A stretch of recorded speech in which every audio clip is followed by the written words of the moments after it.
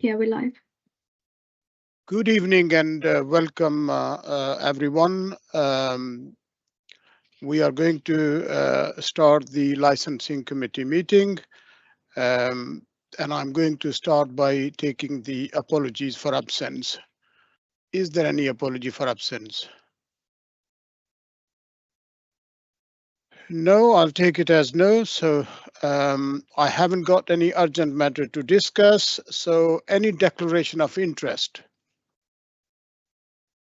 I don't see any hands, so I'll take it as no.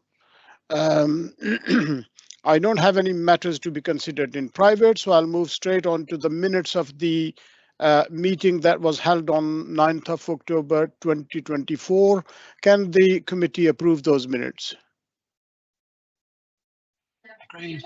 Agreed, Chair. Yes, Chair. Thank you. Agreed. Thank you. Now, you would have seen the agenda and noticed that there's only one item on the agenda. That is because of the importance of this item.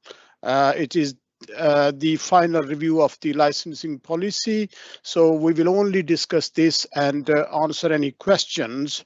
On the next meeting, there will be a report from the officer on the enforcement. But on this meeting, we are only discussing the licensing policy renewal.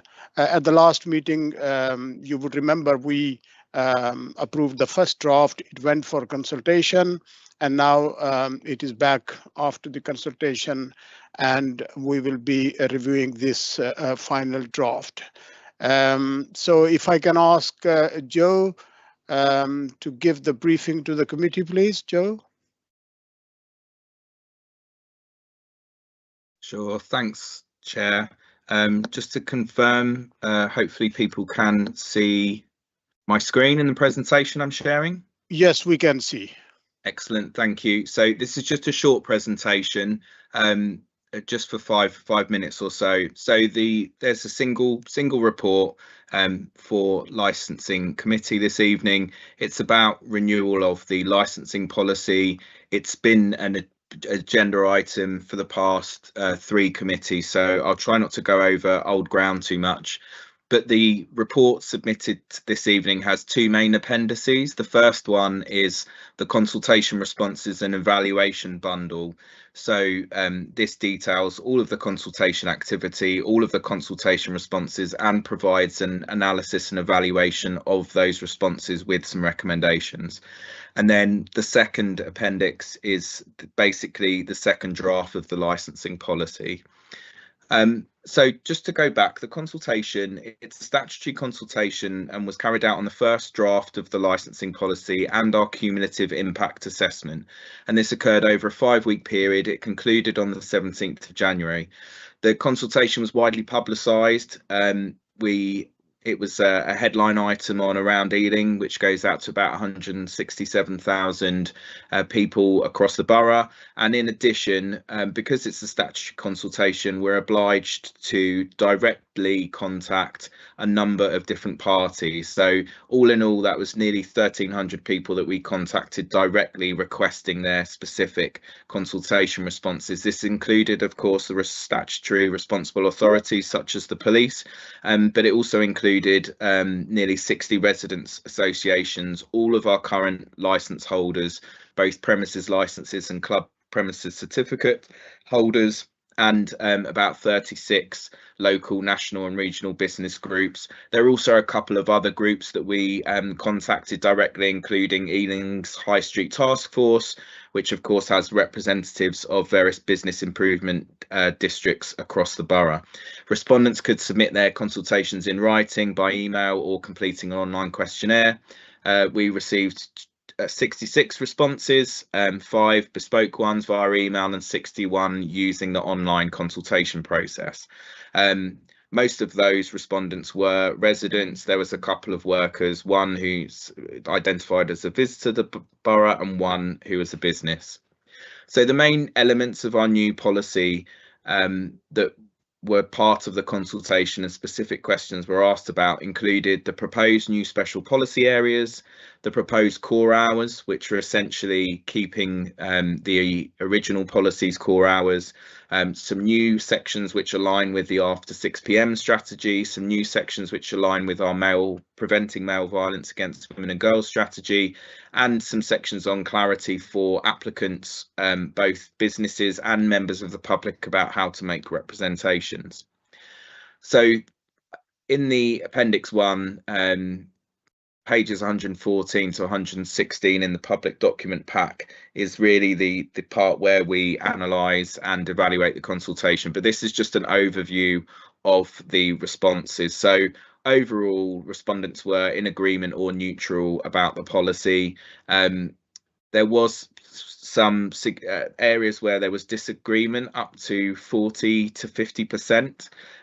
They were mainly around the core hours and around the special policy areas. There was very high support for the areas where it provides better assistance for applicants and our alignment with the after 6 p.m. strategy and the strategy to tackle male violence against women and girls. But the core hours and the special policy areas attracted probably most disagreement. One of the things that we did was do a bit of a qualitative analysis of the comments which accompanied the online consultation responses. So of the comments where a preference for amending the policy could be discerned, 56% seemed to favour a policy which would be more permissive, and 44% one which was more restrictive. I've attached in here, sorry, this slide is really busy, but there was many comments made, and I've picked out a few comments here, which I'll just allow you a minute to read. But for example, I would pick out, let's say, number 16 and 17. So number 16 comment is, you can't have a vibrant night economy if everything is restricted. And then someone else, number 17, said, as many barriers as realistically possible, please.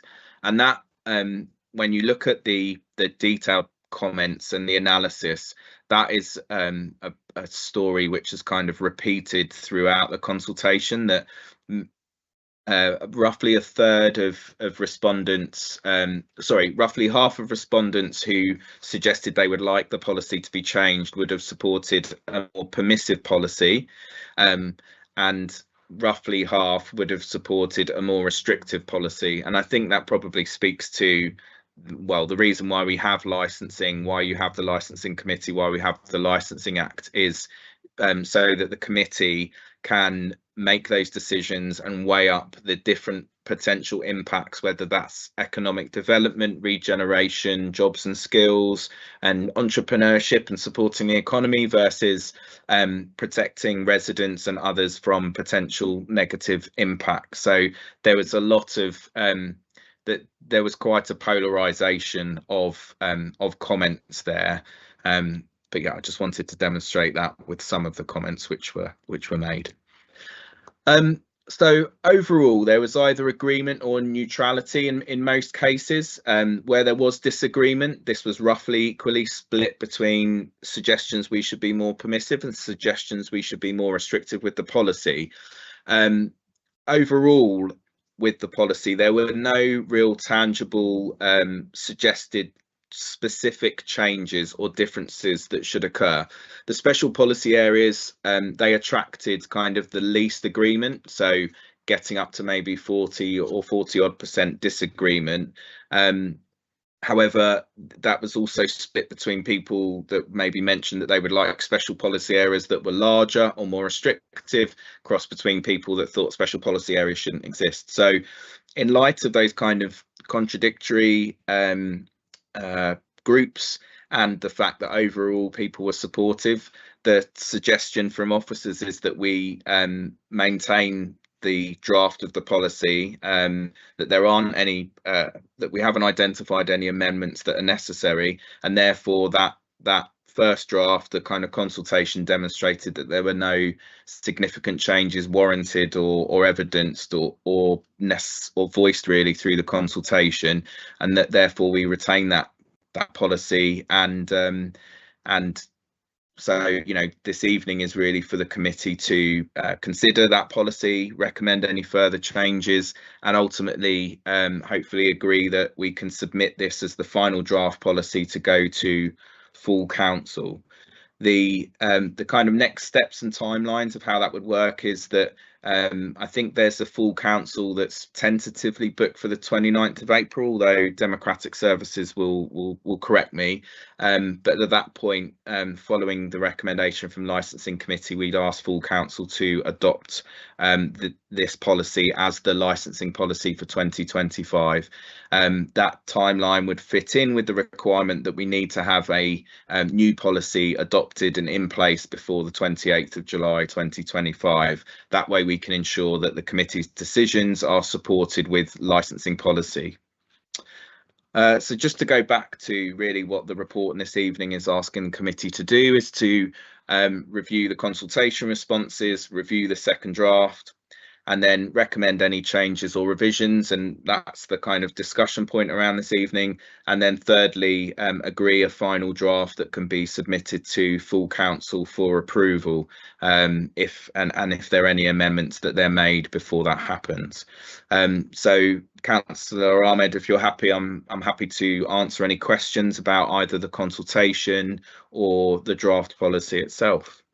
Yes, thank you, Joe. Short but very comprehensive presentation you've given, and I'm sure the committee will be able to ask questions on that. And as Joe mentioned, this is the final kind of draft, and if we approve it, then obviously it'll go to the full council in April. And I'm going to open up for questions, but before I ask Councillor Kelly and Councillor Shaw, I would ask a question. There's a lot of focus on male violence against women and girls, and we are adopting Ask Angela. Is that going to be a condition, or is just a kind of suggestion, Joe? Sure. So we, as part of the policy, one of the things we're doing is taking out the section that used to be in the old policy about recommended management conditions. So we're taking that out of the policy because that enables us to keep adding to those conditions as new innovations come in or new particular topics that need to be addressed. If you put something like that within the licensing policy, then technically you would have to renew the licensing policy via the committee each time you do it. But one of the things that's included in the management conditions is Ask Angela and safe spaces, anti-drink spiking conditions and so on. And like with everything in licensing, it's not a kind of statutory mandatory condition that we could blanket apply. However, when the committee is considering applications or variations or indeed reviews, and if with a clearer and more streamlined management conditions, the committee can refer to that. And it's a reasonable question with certain types of premises to say, what are you doing to prevent crime and disorder? How are you promoting that licensing objective? Have you considered adopting the Ask for Angela scheme or any other schemes and so on? And it would be for the applicant to determine what they're doing. But certainly having that specific condition written down in our management conditions, our recommended management conditions linked to our licensing policy, would enable the licensing committee, should they wish and feel that it is appropriate and necessary, to impose that as a condition on the license if an applicant hasn't already. The final thing I'll just say is one of the things that we wanted to do with this new policy is make sure that we've got a section which is specifically called for applicants, and it directs them to these certain areas. So literally in the kind of straightforward way I've just explained it, that is the way that it's written in the policy. So applicants can turn to that and say, right, how do I go about with the best chance of getting my application granted, and how do I go about best upholding the licensing objectives? And we've stated that explicitly in that section in the licensing policy. So I would anticipate seeing more of this coming more of things like Ask for Angela or specific policies and being written into conditions. Thank you. I'm going to take 3 questions at a time. So I'll start by taking Councillor Kelly. Councillor Kelly, your turn, please. Well, I'll make a couple of comments and that will hopefully lead me to my questions. Document's great overall, and you know it covers a few key themes, so it's not saying it's going to do too much. The alignment, I think, is very important. Just some sort of comments on the photos. Really, they're a bit sort of flabby. They're not of licensed premises. Let's have photos of licensed premises, good compliant licensed premises. You know, so it might be a pub or we know a good trading off license. Let's get them, or a venue. Let's get them into the pictures instead of flower pots. That's my view anyway. Now there is no picture. For example, you could have in Greenford the Hare and Hounds, a good public house, and the only sort of public house sort of remaining in Greenford Broadway, which leads me to my question. That in the document you haven't listed the Greenford premises. They're missing. They're not on the list. So okay. Okay, I'll take I mean, sorry. So I don't know if Joe sort of got quick information regarding Greenford, and also I need to ostentatiously advocate for Northolt, because my question also is, you've got Northolt listed as 2 wards, but Greenford Broadway ward includes at least 5 licensed premises that are in Northolt. So I want to make sure that they're either listed in Northolt or listed in the Greenford Broadway. Yeah, so obviously I'll leave that with you, but I'll be very happy for you to let me know what's happening in terms of Greenford. Okay, I'll take Councillor Shaw. Yeah, thanks, Chair. Just you touched on, Joe, just the responses that had come in from people that were pretty much sort of split, it seemed. Sorry, I'll put this nearer to my, yeah, sorry, I just realised that I'd moved that. I'll start again. Yeah, you touched on the responses that had come in, which, and I do understand the difficulties of gaining responses to all of this. The total responses at 61 isn't a huge amount, and in some of the breakdown there, you know, you outlined in your presentation, you know, sort of 56% were asking for more permissive and 44% more restrictive. So, you know, very generally we're talking around sort of 50-50 seems to be the benchmark of a relatively low response rate. Yes. So what sort of weight and consideration should we really be putting on those responses? Sure. Can I jump in on that, Councillor Ahmed? Is that all right? Okay, do you want to go for 3? You can answer these 2 and then I'll take the next one. Okay, thank you. Yeah, so we're just on with the responses. That 56-44 split was of the people that either were of the people that kind of did a comment which was disagreeing. So it's of the people that clearly wanted some change, that was how the split was. And I think, I mean, the comment excerpts kind of really go to the heart of what people, so what that was a qualitative assessment of, you look at those comments and you kind of discern what people are trying to say. So there are obviously comments in there saying this policy seems fine.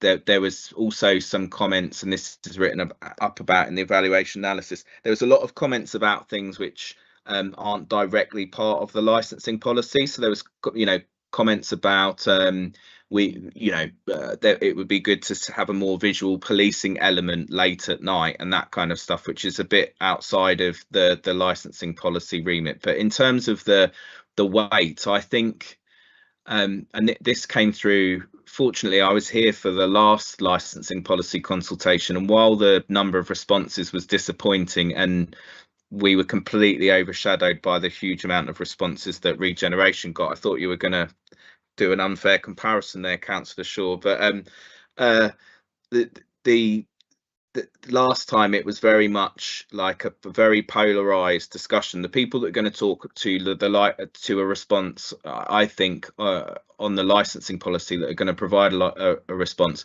are generally going to be one, wanting a more permissive policy or a more restrictive policy. So that and there was a bit of, on reflection, perhaps we could have done a fuller explanation of, for example, what the core hours mean. So there was clearly in a lot of the comments which said, these hours are far too restrictive. There was a kind of misunderstanding that core hours were like a red line terminal hour that we apply to every premises. Of course, they're a guide for licensing committee to say, it's accepted that generally premises which apply for licensable activities within those core hours are more likely to be granted than those that have hours which exceed the core hours. But of course, as part of the consultation, certain people have read that as if it was a blanket restriction that people couldn't apply outside of. So on reflection, perhaps we could have gone into more detail about exactly what that means in more layperson's terms. However, I think the policy has been written to kind of I think the policy has been written, but in that way. However, it's 100 and something page document, so perhaps my expectations were too high of that. Sorry, I feel like I've just wanted to add something, I think. Thanks, Councillor. Thanks, Joe.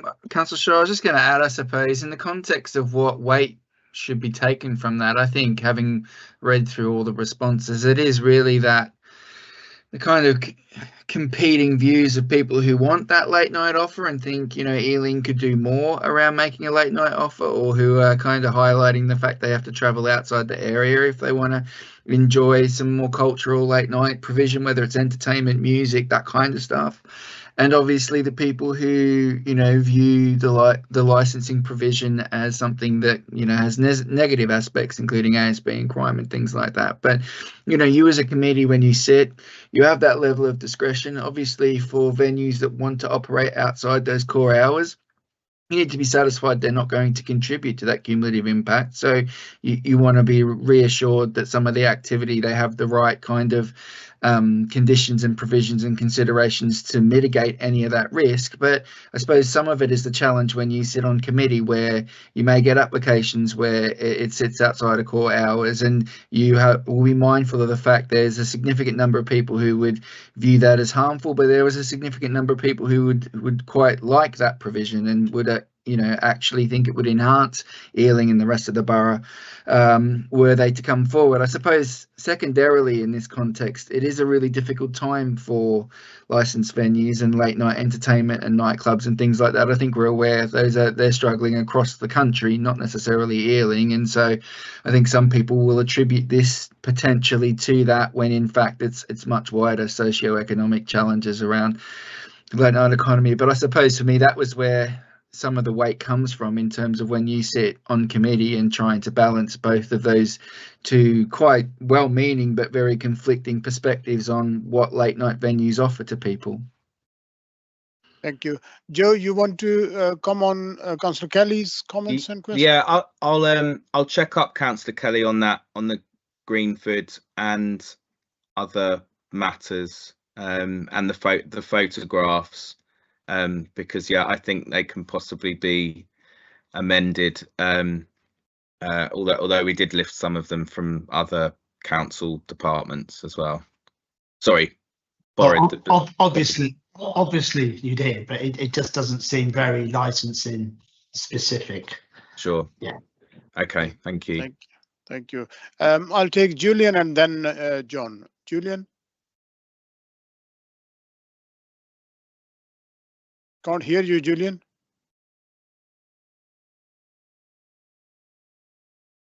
Can anyone hear Julian?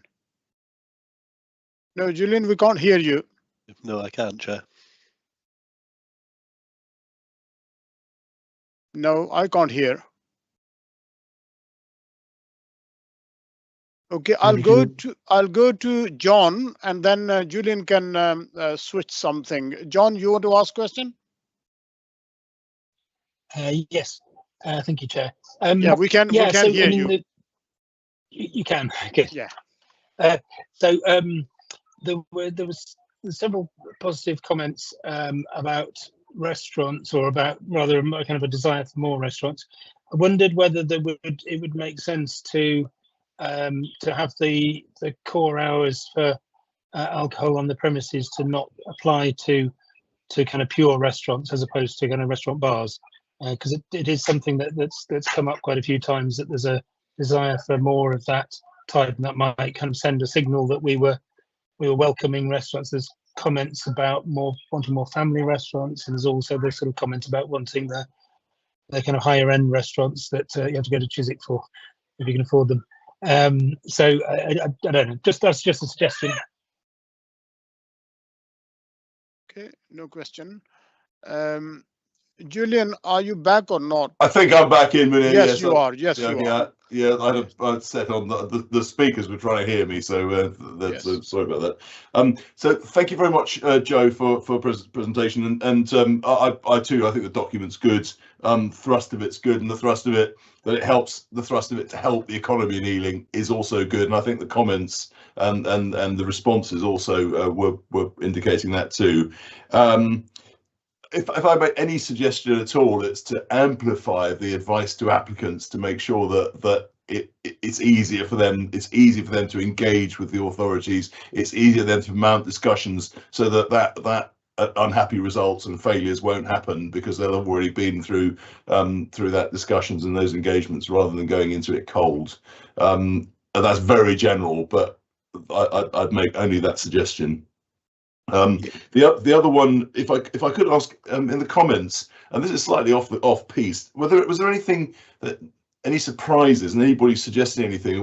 I mean, for example, were they saying that, were they talking about, for example, shisha, or were they talking about any activities which aren't licensable, which they'd like to have like to have seen licensable? That's really my question, actually. Yep. Yes, Julian, your comment was very good, and I did discuss that with Joe as well.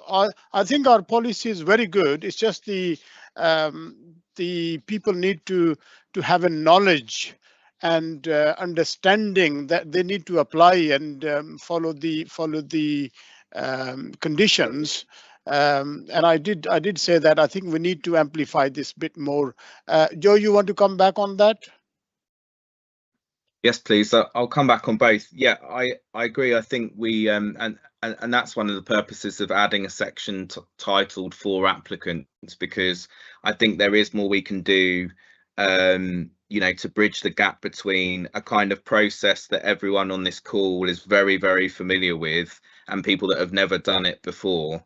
And certainly when the new policy is agreed, we will be we will be training like our processing staff, who are, at the end of the day, they are the frontline staff that get the call of people saying, I'm thinking of doing X, Y, and Z in my premises, or running this, and then they will direct people to the policy, and they will say, and there's even a very useful section just for you, for applicants, and we'll make sure that, one of the things that will follow with the new policy is we'll take this as an opportunity to refresh our web pages, just make them a bit more user friendly and also a bit more Ealing.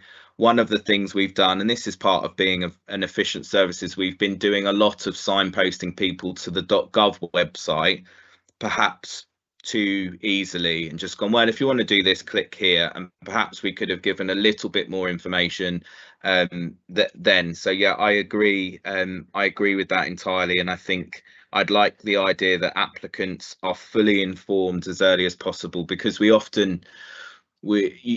a number of things with the process.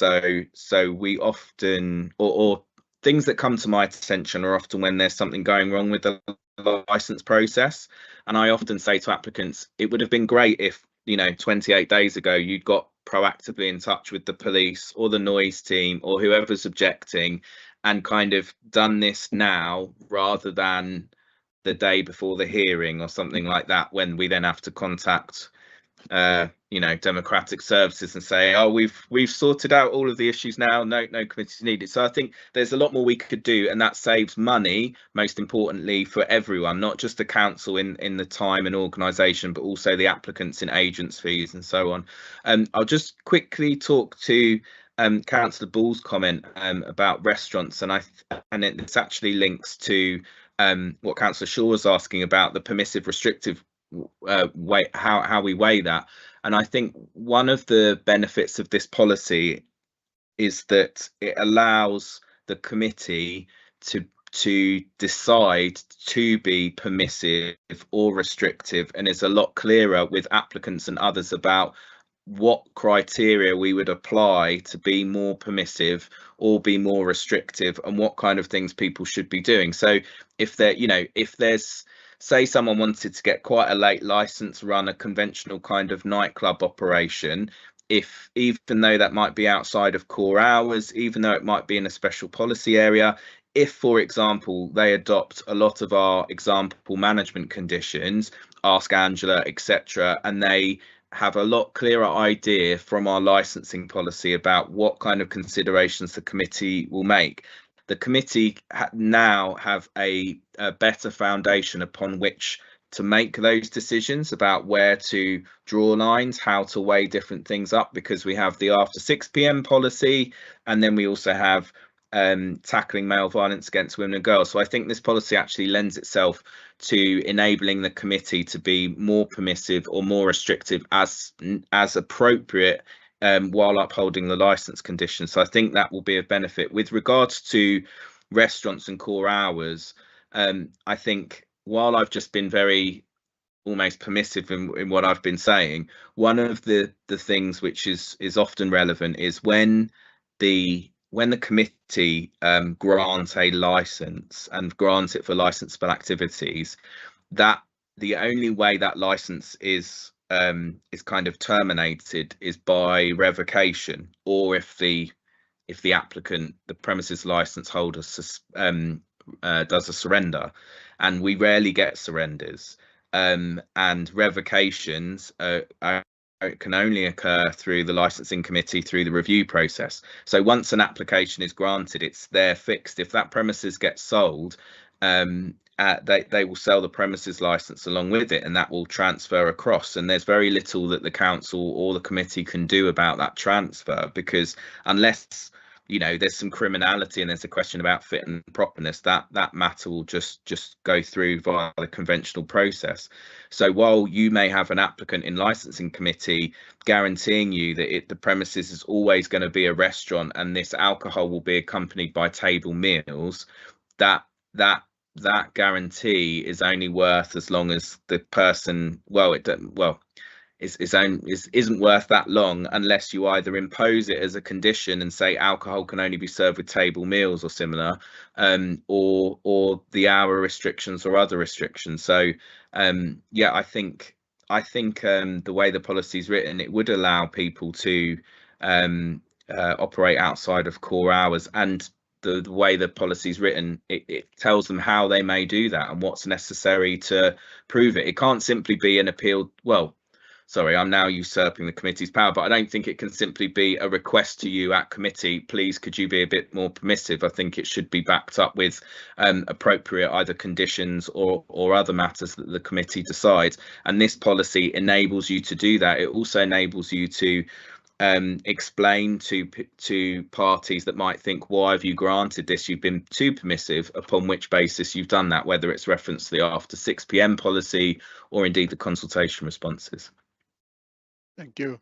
Councillor Nagbal, you. Thank you, Chair. I think, Joe, you've answered my question in part. I just wanted to pick up on the Women's Safety Charter recommendation. Do we have anything in Ealing that offers training to premises that we do encourage to take on the Ask for Angela, or and on that note as well, on the modern slavery, do we have any training to help license holders pick up on what that might look like? Thank you. Joe. Thank you. I might refer some of that to Jess around some of the Women's Safety Charter. I will just say that one of the things with Wave we're working with the police on how we might offer Wave training in the borough, but we're just trying to work out really how we go about doing that, paying for that, etc., and setting it up. But it's something we're very much looking to do in conjunction with the police, because of course, you know, there are other things around spiking, CCTV, street lighting. So we're going slightly beyond. Yeah, I can't talk as well about this as Jess can. So maybe if it's all right, I'll just invite Jess to jump in. Yes, Jess, Thanks. please. Thanks, Councillor. Thanks, Chair. So more broadly, we don't provide direct training provisions around this stuff. At the moment, the council only has about a quarter of an officer to work on VAUG. So the majority of that is around kind of, you know, developing our policies, white ribbon, and also monitoring the delivery of the VAUG strategic plan, which we agreed in 2022, and the VAUG action plan, which we agreed in 2023 via Cabinet. So the police do provide some support around Ask Angela, and there's websites and other training provisions around it. I've also seen reports where the police have effectively gone around and mystery shopped Ask Angela in Ealing. So there was a proactive police operation where effectively plainclothes police went into a venue and tested Ask Angela, and then went back to the venue and gave advice on the application, and kind of took a note of how many venues were responsive to it and how the response is, because obviously there's a number of different actions that follow from Ask Angela. So whilst quite a few venues recognised there was a risk, some of them weren't so proactive or hadn't quite taken the right process around managing that risk after they recognised it. So that wasn't punitive. That was done around providing feedback for venues about the application of Ask Angela, where they'd signed up and given feedback to management in venues around, you know, this part was good, but you could think about doing this better. You know, supporting maybe the woman who's approached to move into a safe space away from the bar area to have a conversation and things like that. Just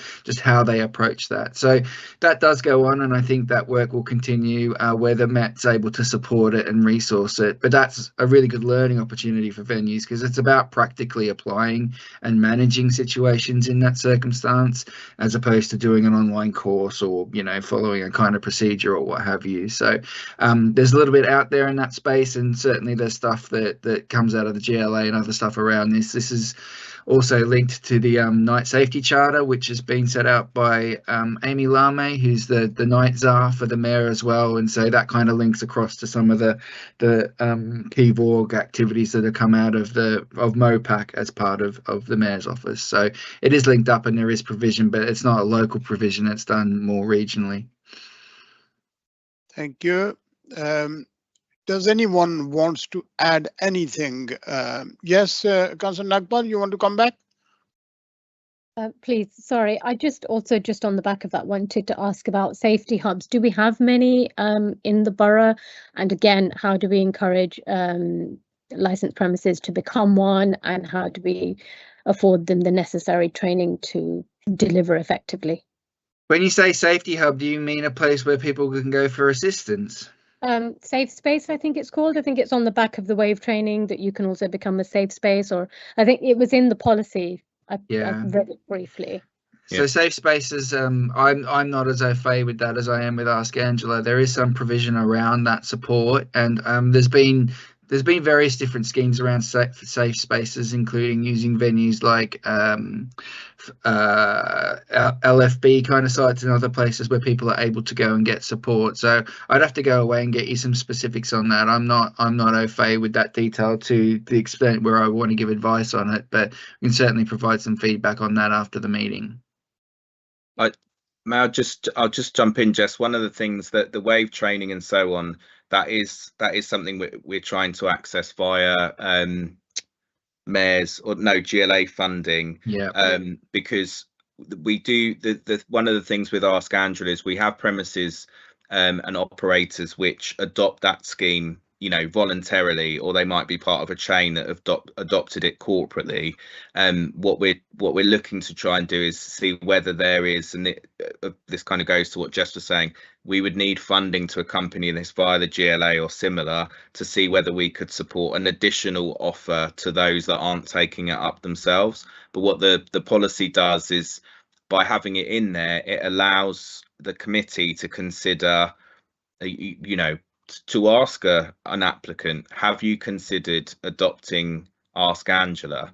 And probably what may follow on from that is, if not, why not? Or what similar things do you have in place? So it's the explicit putting that on the table in the policy is, because it's in the policy, the committee can stand by that as a thing to ask about, whether it's special policy. You know, you will, if we adopt the policy as is with the special policy areas as drawn, then the committee will not have to explain why will not have to explain that our negative impacts due to alcohol, either health or safety or crime, are heightened in those areas. That's a given. Like the applicant will not have an argument about why that's happening. That's a given. So it kind of allows you to fast track your decision making. Say, we obviously, because this is a special policy area, we expect an enhanced offer from you on how you're going to uphold these licensing objectives, because the special policy areas recognise the licensing objectives are most at risk if you offer licensable activities in this area. So yeah, so we are, so sorry, to go back to your original question, we are looking to see what provision we can make available, but also I think there's a role for the committee to ask premises, what are you doing about this? And of course, if it's a multinational chain or regional chain, you can say, well, you know, you kind of have the corporate power and economy of scale to give this some serious thought, etc. And again, I'm now getting into a bit of the weeds about the committee's decision making, but that's what the policy is about, is to support your decision making in these areas. Yeah, Councillor Nagpal, you have more question? Okay, your hand is still up. Councillor Kelly. Thank you, Chair.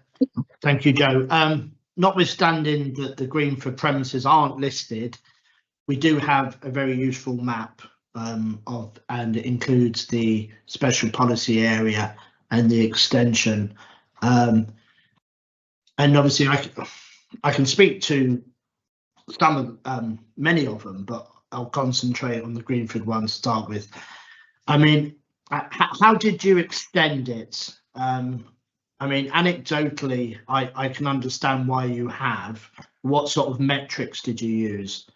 Did you sort of just map out off licenses and note that they're sort of could be better, and you thought, well, we don't need any more unless they're a really good applicant?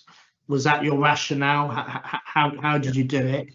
And also, there still seems to be, there doesn't appear to be one at all for Northolt, and how did we come to that decision?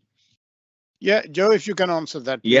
Yeah, absolutely. So the consultation and the process that the committee's adopted for the last couple of committees is, at the last one, the committee agreed the cumulative impact assessment. So that is actually a statutory process that we went through. And at last committee, Jethro, one of our data analysts, he came along to talk through some of the data analysis he'd done. But essentially, I'm not Jethro, so I'm gonna say this in basic terms, but essentially what we did was we overlaid the density of alcohol licensed premises across the borough, and we overlaid that with data about negative alcohol related health impacts, London ambulance alcohol related visits, crime, alcohol related crime, ASB, and a number of other measures as well, rough sleeping and some other things. And we overlaid those,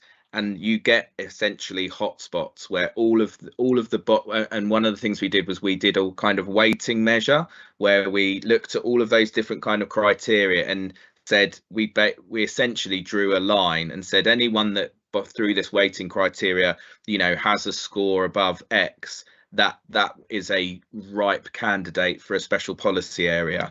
One of the other things we did to unify how we're doing these measures is we used the lower super output area, the LSOA measure. So it's actually a you know, a nationally recognized demographic unit that we used, which is why some of the boundaries are slightly unusual. You know, and you might think, why is it extended so far? It's because we've done it by lower super output areas, because we believe that is more defensible as a statistical way of doing it, rather than what before.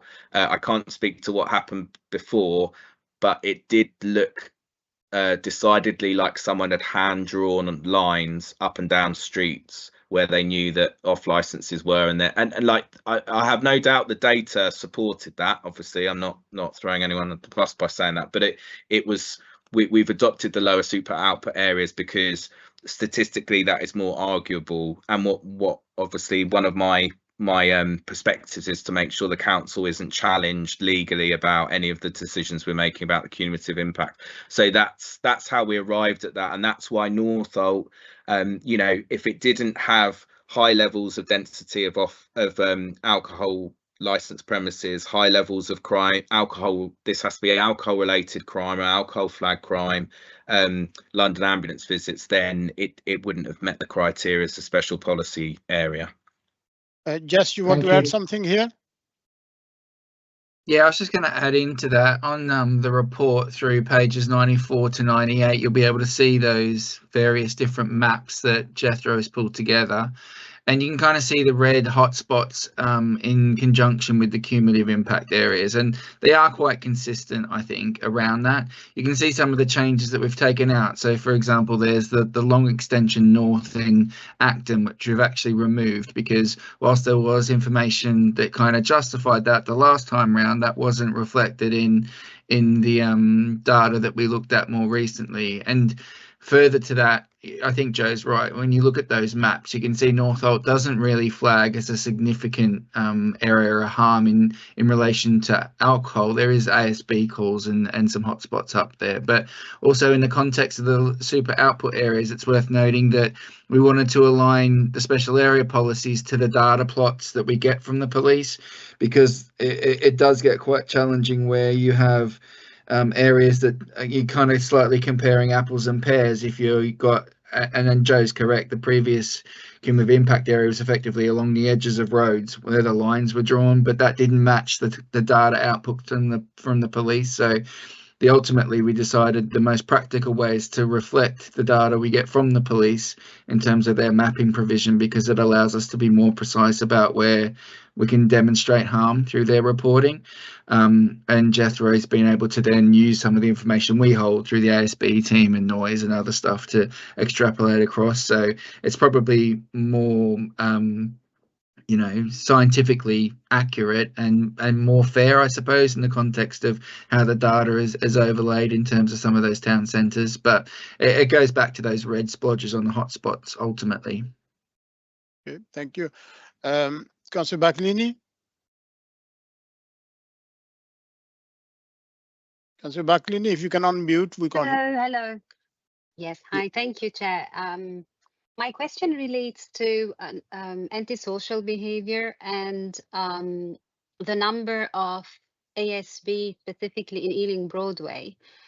Given that Ealing Broadway, most of the bars and pubs run through the, some of them run with the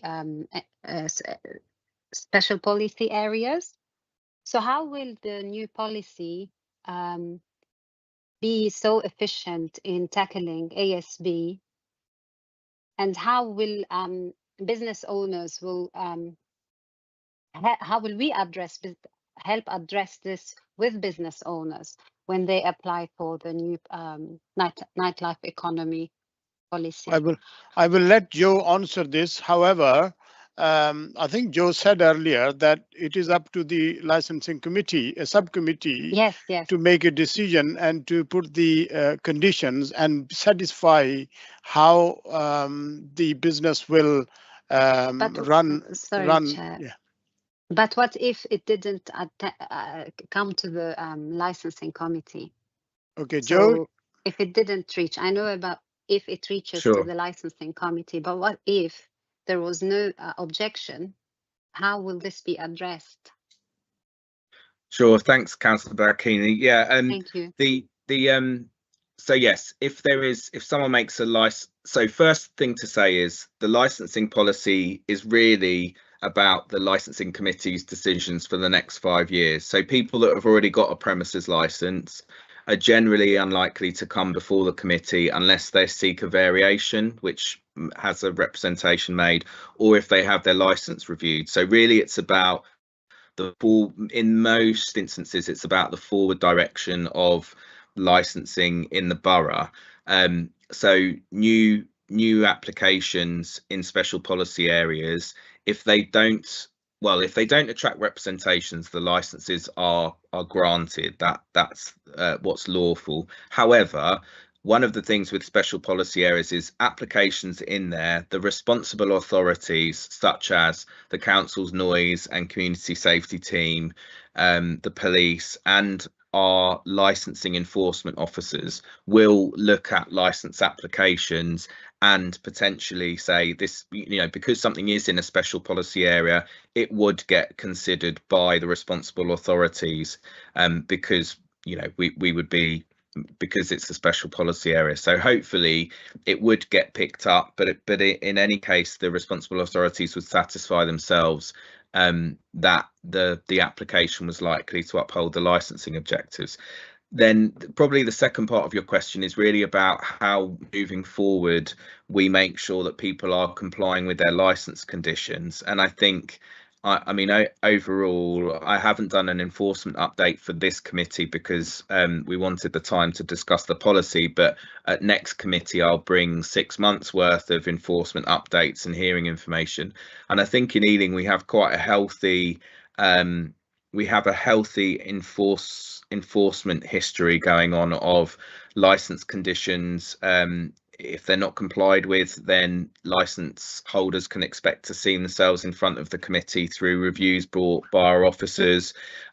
We are building stronger relationships with the police and with our community safety team. So this year last year we had one of our first kind of cases brought forward for an off license where the issue for review was mainly around the antisocial behaviour caused by or linked to alcohol sales, and that's one of the first that we've done. So I think the second part of your question is really probably to challenge me and my colleagues when we come to committee about what we're doing to make sure that the license conditions are being complied with, and that I look forward to that in future committees. Thank you. Yes, you wanted to come in? I was just going to add, I think we need to be careful when we start to talk about ASB and licensing in this context, because whilst there is ASB that stems from the sale of alcohol, whether that's off sale and people consuming in our parks and open spaces and then committing ASB, or people frequenting venues and drinking on premises and then going home and causing problems afterwards. Associated with the consumption of alcohol. A lot of ASB happens in periods and isn't associated with ASB. One of the peak periods every day for ASB is between 3 and 6 p.m.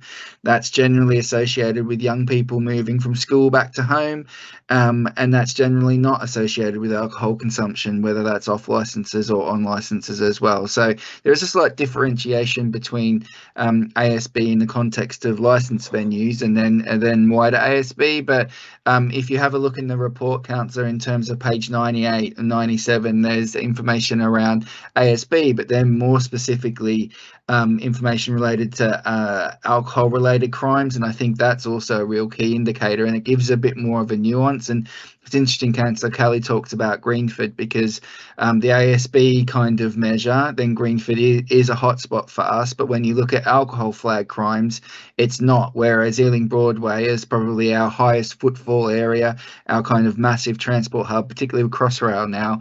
It's flagging up on everything, just due in part probably to the number of businesses and the amount of footfall we get in that locality. So there's a degree of nuance when you look at some of this stuff, and this policy won't solve all of those problems, but it's another tool in the toolbox around venues who don't operate responsibly and make a contribution to that, which is why it's called a cumulative impact area. Thank you. Thank you. Councillor Shaw. Yeah, thanks, Chair.